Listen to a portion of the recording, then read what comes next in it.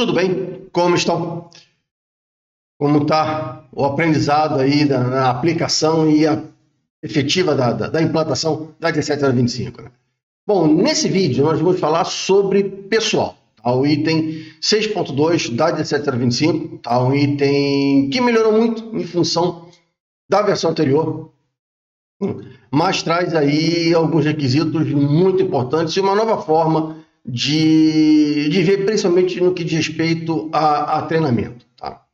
Bom, o primeiro item, né, diz que todo pessoal interno ou externo que possa influenciar nas atividades do laboratório deve agir com imparcialidade, né, ser competente para trabalhar de acordo com o sistema de gestão do laboratório. Nesse ponto, nós já temos um ponto muito importante a considerar aqui. O primeiro, que é o retorno da imparcialidade, né? Como nós falamos lá no início, em todo o processo de implantação, o laboratório vai precisar fazer com que os seus profissionais atuem com imparcialidade. Então, ter aqui a análise de risco muito bem definida, né? Ou seja, ter o processo, né, muito bem definido e a análise de risco muito bem estudada, vai ser fundamental para que se possa, inclusive, a nível de treinamento, passando as informações necessárias e aos colaboradores de forma com que eles mantenham a imparcialidade nas suas atividades. E que possam, sim, e que isso é importante em qualquer sistema, tá, informar, caso sejam excessivamente pressionados, porque pressão sempre vai existir de algum lado, excessivamente pressionados ao laboratório, tá, quanto a possibilidade de atuar de forma parcial. Então, é importante que o laboratório tenha atenção a isso, ok? Tá? Um outro ponto que o laboratório tem de muito importante, e aí vai principalmente para o pessoal que atua diretamente com o cadastro dos profissionais, está relacionado às informações necessárias para esse profissional, tá? Ou deste profissional. O laboratório precisa ter definido muito bem os requisitos relacionados à formação, ou seja, temos uma função, né? Nessa função, qual é a formação que o profissional precisa ter? A formação mínima, né?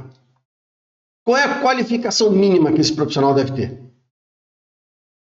Qual o treinamento mínimo que ele deve ter? E aí a questão do treinamento, nós vamos voltar a ele daqui a pouco, tá? Mas esse treinamento ele pode ser realizado internamente também, tá? Não há nada que impeça isso. Você pode contratar um profissional com a formação mínima e a qualificação mínima e finalizar o treinamento dele internamente, ok? Mas ele precisa, antes de iniciar as atividades, ele precisa realmente estar treinado. Tá? Ter um conhecimento técnico suficiente, que depende do treinamento, e habilidade e experiência. Tá, então veja, vamos lá, formação, qualificação, treinamento, conhecimento técnico, habilidade, experiência. Tá? Um ponto importante nisso aqui é que quando nós selecionamos o profissional e temos que fazer com base nessas restrições, ou seja, o laboratório, ele agora não pode simplesmente vou contratar um profissional. Ele tem, na descrição de função, ele precisa atender esses requisitos e aí contratar profissionais que atendam a esse conteúdo mínimo, tá? Ou seja, essa qualificação mínima. Mas quando nós falamos aqui, principalmente em habilidades, tá? Vai muito além da parte técnica. E aí, falando especificamente dos técnicos, né? Do pessoal que executa a calibração, principalmente se o laboratório tiver atividade de campo. E o porquê disso?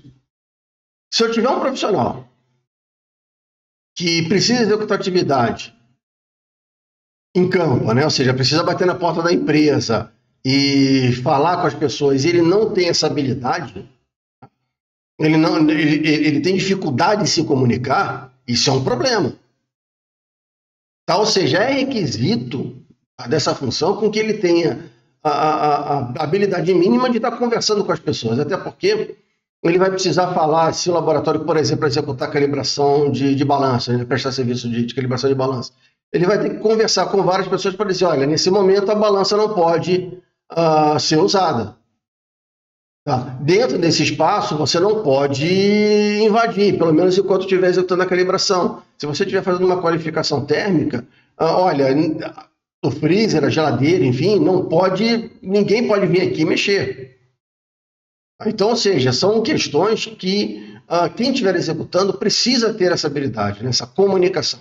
Então, quando vocês forem definir as habilidades dos profissionais, vocês devem ter atenção para que ele possa e que ele tenha, né, habilidades que vão muito além dos requisitos técnicos, efetivamente.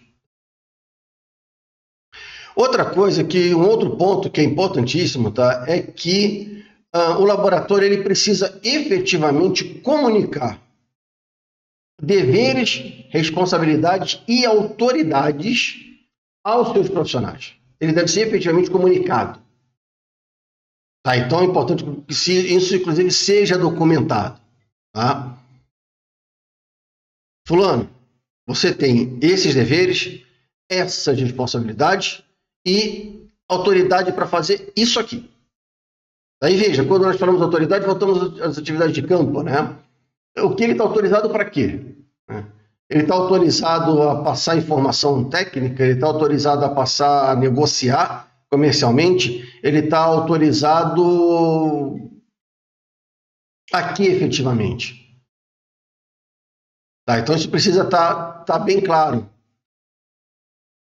O que ele pode ou não fazer, o que ele está ou não autorizado, o que ele é responsável ou não. Ok?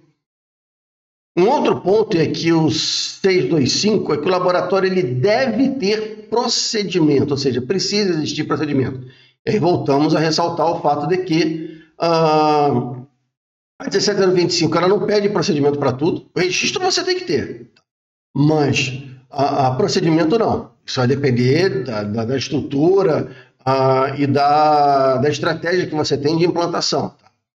Mas em alguns pontos a 17025 pede para que você tenha procedimentos, e nesse caso é um deles. Tá? Então, a 17025 pede para que você tenha procedimento para determinar os requisitos mínimos de competência, seleção de pessoal, como você seleciona as pessoas, como você seleciona os novos colaboradores, treinar pessoal, como é que você executa a questão do treinamento, como é que você supervisiona as atividades, como é que elas são supervisionadas, e aí vem toda uma cadeia, tá? Técnico, com os signatários, com a alta direção, entendeu? Então você tem que ter essa cadeia de supervisão, ok? Como você autoriza os profissionais? Você está autorizando uma pessoa que não tem treinamento para determinada atividade? Você está autorizando uma pessoa que não foi treinada para executar uma determinada atividade? Ou que não tem o conhecimento técnico? Tá?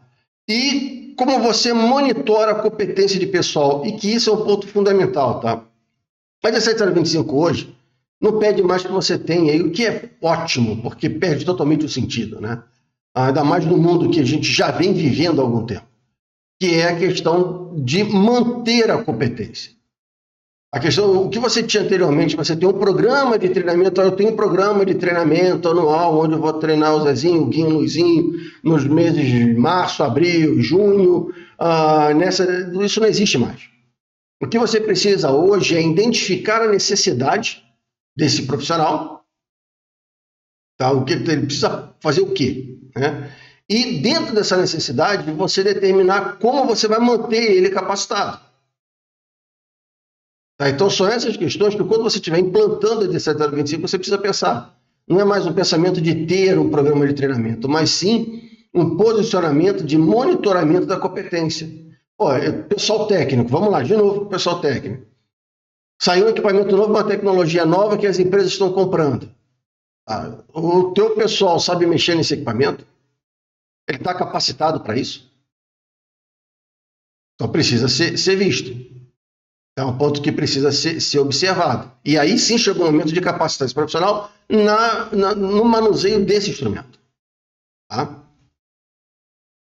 Com relação especificamente a autorizar o pessoal que executa atividades específicas de laboratório, e aí é o requisito seguinte, o 626, tá? Você precisa autorizar, mas não está limitado não está limitado. Então, quando você for implantar, pense nisso.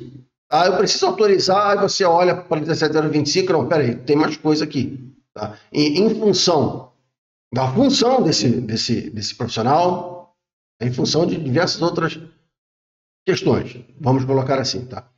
O desenvolvimento, modificação e verificação e validação de métodos. Tá? Então tem que saber quem está autorizado ou não para isso. Para analisar resultados, incluindo as declarações de conformidade, opiniões e interpretações. Quem é que pode declarar conformidade? Quem é que pode declarar opinião, emitir opinião ou algum tipo de interpretação? Veja, lá na frente nós vamos verificar, ali na emissão de resultados, tá? E o laboratório, ele não pode, tá? Ele, em momento nenhum, ele pode falar, olha, o instrumento está bom ou ruim, está atendendo ao critério ou não está. O laboratório jamais pode fazer isso, com exceção de solicitação por parte do cliente. Se o cliente solicitar, ok, bacana, se executa. E aí o laboratório tem que solicitar a empresa com que ela determine quais são os parâmetros. Tá? Fora isso, não. Então, ou seja, quem pode, nesses casos, declarar com algum tipo de conformidade ou emitir algum tipo de opinião? E o último requisito, que é efetivamente fazer as análises críticas necessárias, principalmente padrões, né, principalmente no que diz respeito à área técnica, e autorizar a emissão de resultados. Lembrando que esse requisito de autorização de pessoal não é algo, não é somente esses 3 requisitos. Quando você estiver implantando, você precisa pensar quais são as outras atividades que aquele profissional precisa estar autorizado a executar. Aqui não estejam relacionadas somente nesses requisitos. Ok? Aguardo vocês no fórum, vamos nos falando. Até a próxima.